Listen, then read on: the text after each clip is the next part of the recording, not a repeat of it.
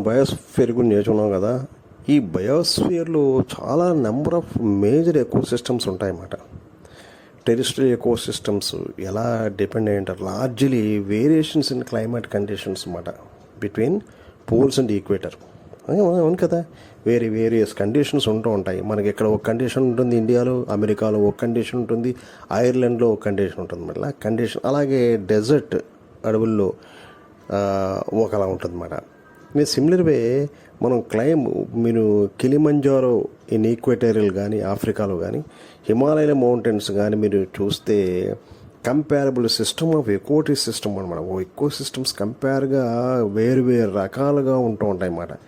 ఈ వేరు రకాలుగా ఉండేటువంటి starting from tropical rain forest నుంచి perpetual snow and ice summit వరకు కూడా ఉంటూ ఉంటాయి.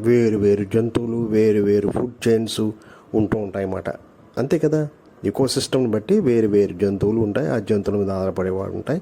ఫుడ్ చైన్ కూడా అలాగే ఉంటుంది అన్నమాట.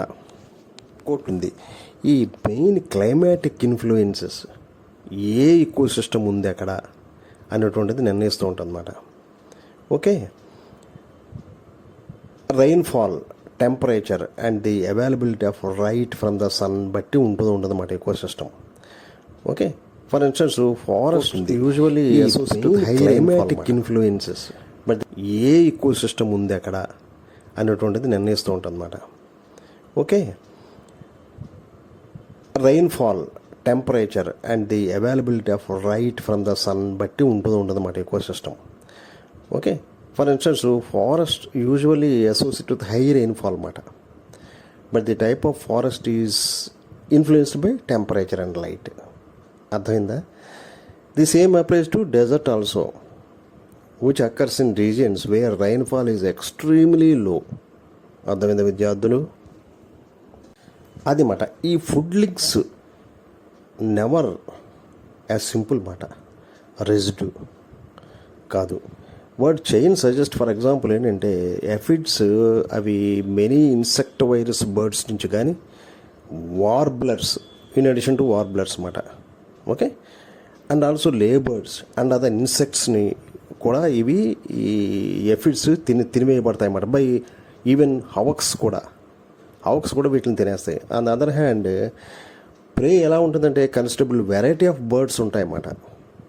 అవి ఈ ఒక్క చైన్ అనే కాకుండా వేరు చైన్లోంచి కొన్ని ఇవి కూడా కలుస్తూ ఉంటాయి అన్నమాట. అండ్ స్మాల్ మ్యామల్ ఆల్సో, చిన్న మ్యామల్ కూడా తినేస్తూ ఉంటాయి. So the term food web is often better than a food chain when being precise.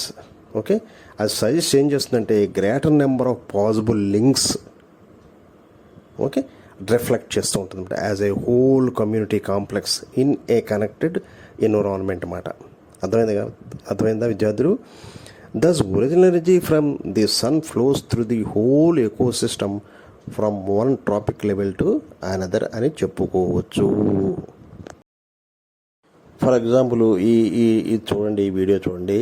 Gross ఉంది, గ్రాస్ని ర్యాబిట్ తీసుకుంటోంది, ఆ ర్యాబిట్ నుంచి హావుకి తీసుకుంటుంది. అది పైన ఉన్నది ఒక చైన్ మాట. చూడండి, పైన ఒక చైన్ ఉంది. అది ఏంటంటే గ్రాస్ హూపర్ నుంచి ర్యాట్ నుంచి స్నేక్ నుంచి హౌకు ఒక ఎకో సిస్టమ్ అనుకుందాం మనం.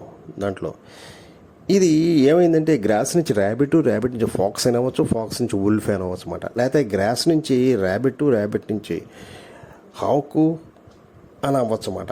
ఇంకొక సిస్టమ్ చూసారా? ఇలా ఎన్ని రకాలు ఉంటాయంటే గ్రాస్ నుంచి గోట్ నుంచి మ్యాన్ ఉంటుంది. ఓకే, ఇలా మాట రకరకాలుగా. అలాగే గ్రాస్ నుంచి మళ్ళీ గోట్ నుంచి డైరెక్ట్ టైగరు, ఒక్కో సిస్టమ్ ఉన్న టైగరు తీసుకుంటవచ్చు అన్నమాట. ఇవి రెజిడ్గా మనం చెప్పేదానికన్నా ఫుడ్ చైన్స్ అనేటువంటివి ఇలాగా ఫుడ్ వెబ్ కింద కూడా ఒక్కోసారి మారుతూ ఉంటాయి అన్నమాట, ఎకో సిస్టమ్ ఆధారపడి. ఓకే విద్యార్థులు, ఫుడ్ వెబ్ కింద మారుతాయి అన్నమాట. Some food chains are called food web కింద కూడా మారుతూ ఉండొచ్చు.